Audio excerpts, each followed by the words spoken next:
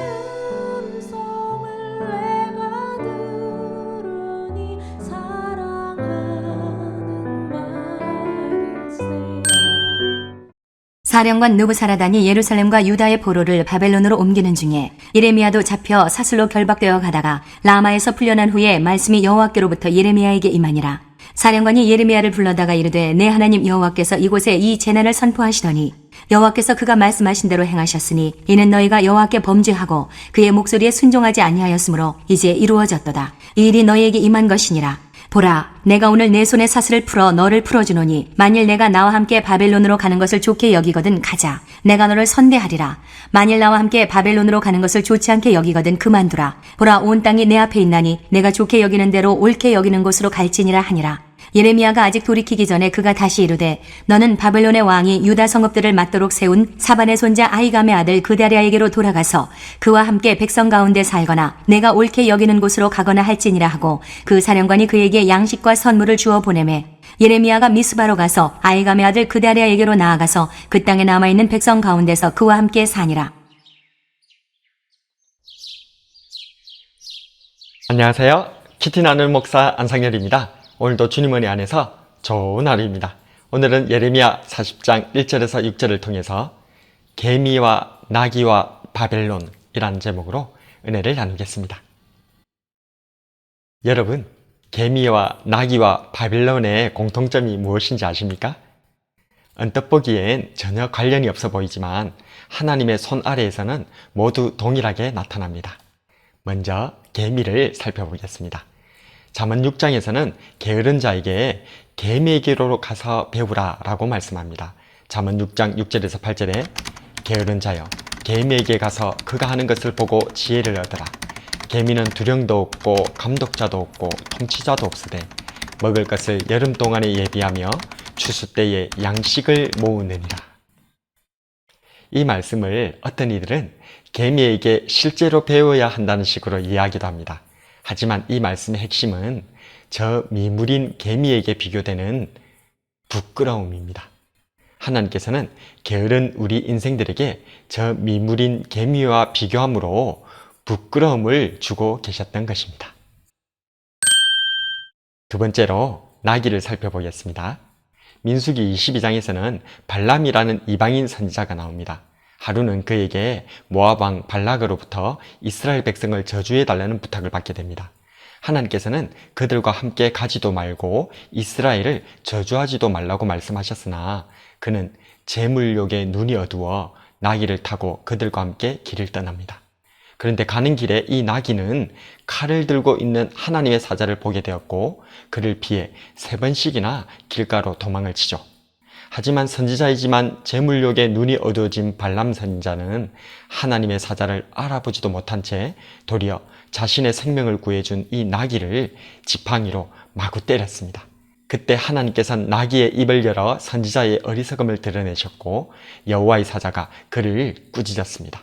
민수기 22장 32절에서 33절에 여호와의 사자가 그에게 이르되 너는 어찌하여 너의 나귀를 이같이 3번 때렸느냐.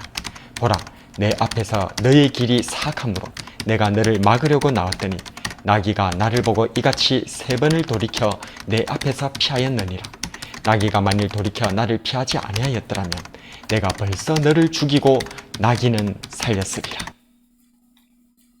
발람은 하나님의 선지자로서 누구보다도 하나님을 잘 아는 사람이라 자부했지만 도리어 어리석음의 대명사로 쓰이는 이 나귀조차도 못한 사람이라는 부끄러움을 뒤집어 써야 했던 것입니다. 마지막으로 바벨론을 살펴보겠습니다. 오늘 본문에서는 예루살렘 함락으로 포로로 끌려가던 예레미야 선지자가 바벨론 사령관 느부사라단에 의해 선대받고 풀려나는 것이 기록되어 있습니다. 유다는 하나님의 말씀을 듣지 않았습니다. 수많은 선지자들의 경고도 무시하였죠. 심지어 예레미야 선지자를 가두고 때리며 굶겨 죽이려 하였습니다. 이에 이제 바벨론 사령관 느부사라단이 말합니다. 3절에 여호와께서 그가 말씀하신 대로 행하셨으니 이는 너희가 여호와께 범죄하고 그의 목소리에 순종하지 아니하였으므로 이제 이루어졌도다. 이 일이 너희에게 임한 것이니라. 유다는 하나님의 백성이었습니다. 예루살렘은 하나님의 특별한 성읍이었습니다. 그러나 아무리 하나님께서 유다에게 말씀하셔도 유다는 눈과 귀를 닫고는 보고 싶은 것만 보고 듣고 싶은 말만 들었습니다. 결국 개미를 들어 게으른 자를 부끄럽게 하시고 나귀를 들어 선지자를 부끄럽게 하신 하나님께서는 이제 바벨론을 들어 유다를 부끄럽게 하셨던 것입니다. 하나님께서는 때론 우리를 부끄럽게 하십니다. 우리에게 조곤조곤 말씀하셔도 깨닫지 못할 때 기적적인 은혜로 깜짝 놀라기도 하시고 다른 일을 통해 내 모습을 거울처럼 비춰주시기도 하시고 때때로 개미나 나귀나 불신자들을 통해서 부끄러움을 주시기도 하십니다. 이 부끄러움 앞에서 우리는 스스로 부끄러워해야 합니다. 교훈을 교훈으로 받아들이고 경고를 경고로 받아들이고 부끄러움을 부끄러움으로 받아들일 때에 비로소 예수님 안에서 성령님 안에서 우리는 돌이키고 회개하여 새롭게 되는 은혜를 경험하게 될 줄로 믿습니다. 오늘은 개미와 나귀와 바벨론을 통해서 우리를 부끄럽게 하시는 하나님에 대해서 들었습니다. 우리는 가끔 우리와 가까운 사람들에게 이렇게 말하곤 합니다. 말로 할 때가 좋을 때다. 맞습니다. 하나님께서 그저 조곤조곤 말씀하실 때 듣는 것이 제일 좋은 줄로 믿습니다. 그러나 우리의 허물과 죄로 눈이 어두워져서 기적이나 경고나 오늘처럼 부끄럽게 하심으로 깨닫게 하실 때 이때라도 돌이켜 회개할 수 있는 우리가 되어야 할 줄로 믿습니다. 이처럼 때론 하나님께서 우리를 부끄럽게 하실 때 돌이켜 회개함으로 새롭게 되는 저와 여러분이 되길 주님의 이름으로 축복합니다. 오늘의 묵상과 기도.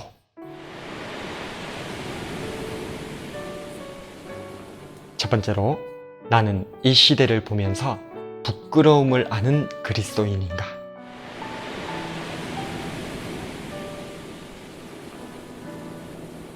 두 번째로, 나는 부끄러움을 당하는 사람인가? 복음을 전하는 사람인가?